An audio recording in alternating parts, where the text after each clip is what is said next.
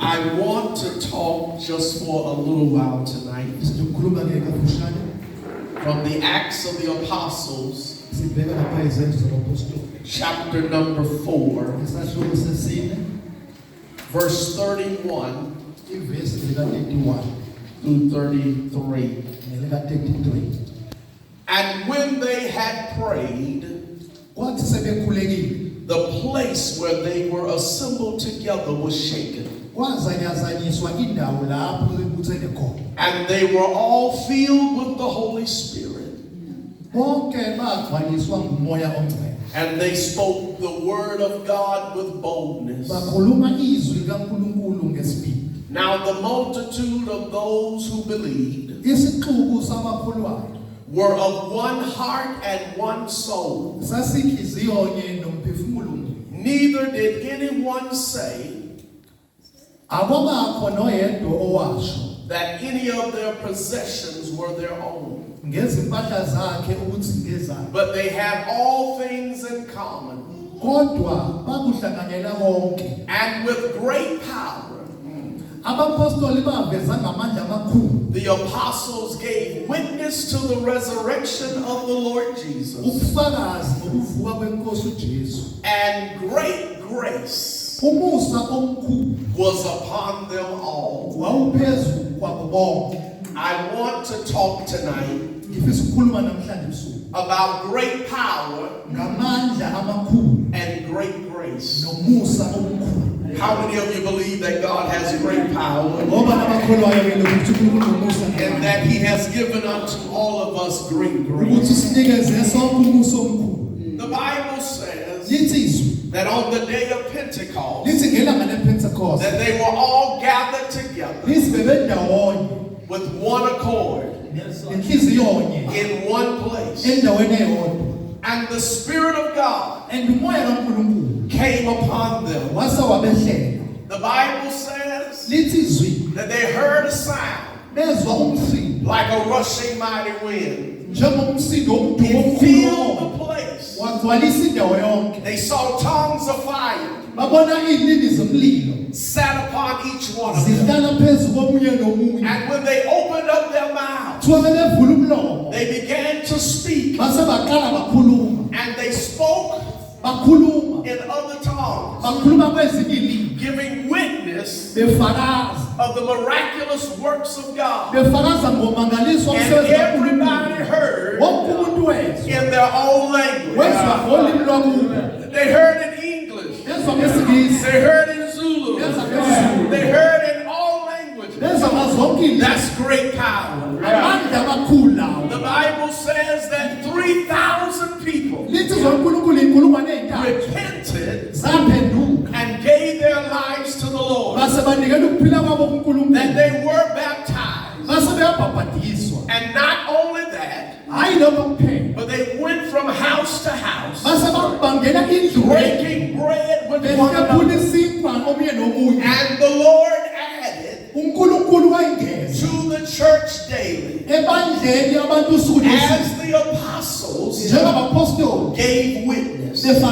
You ought to be a witness. And when you are a witness of God, He will save souls. He will solve problems. He will make people brand new as they give their lives to Christ. The Bible declares that the apostles did miracles. And because of these miracles, the apostles, 2 of them, were thrown into prison. They were whipped and beaten. And the Bible says, when they were released, they went back to the church, the gathering of the people, and they gave God praise because they found it worthy to suffer just like Jesus. This is the part I want you to hear. It says that the church began to pray. And they prayed that God would give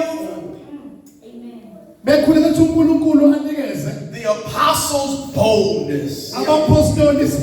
No matter what suffering you have to go through, I pray that God will give you boldness. No matter what you have to suffer, no matter what you have to go through, no matter who talks about you, no matter who says things evil against you, I pray God will give you boldness. Because when God gives you boldness, He allows you to stand up straight. He allows you to open up your mouth. He allows you to be a witness that He saves, that He delivers.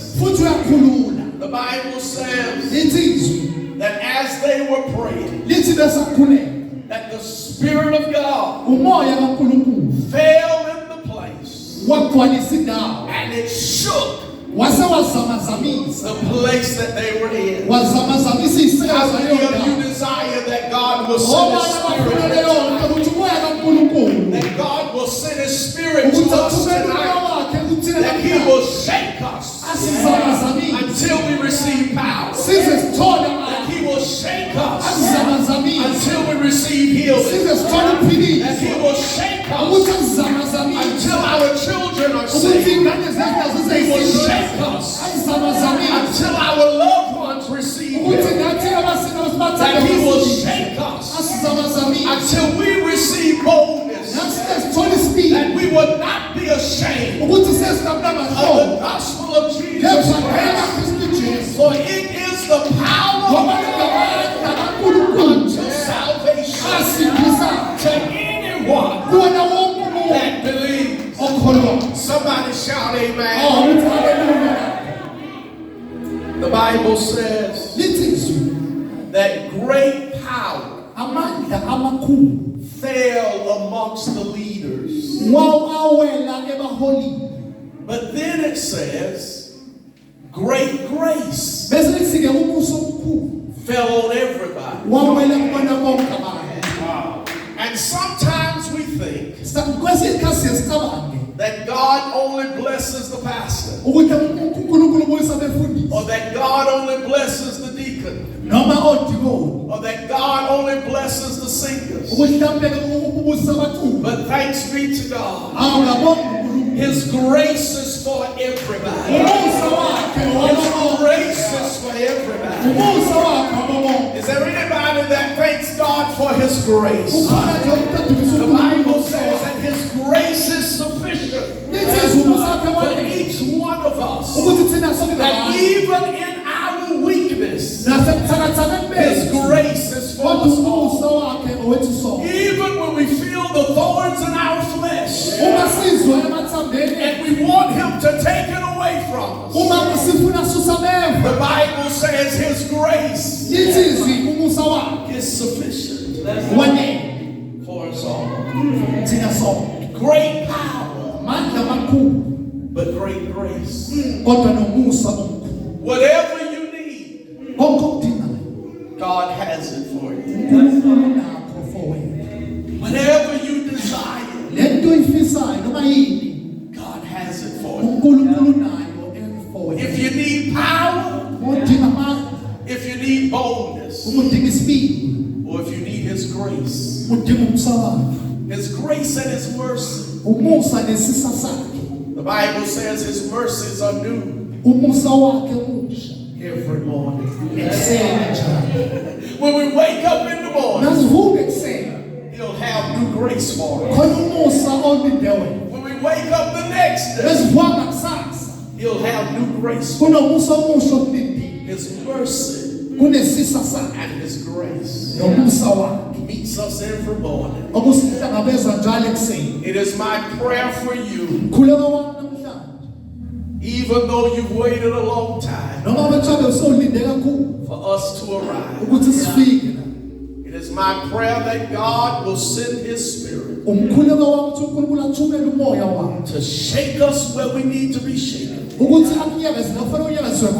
give us power in the area we need power, but that He'll overshadow us with his grace. Hallelujah. Hallelujah. Father, we thank you. Jesus. And Lord, we praise you. We thank you for this congregation that has waited. We thank you that they have welcomed us to be with them tonight. Now, Father, I pray that you will grant unto them the grace that they need. Amen. In order to be a witness for you, the power that they need, in order to tell their family, their friends, their neighbors, that you died for our sins, that God raised up Jesus from the dead with all power in his hands.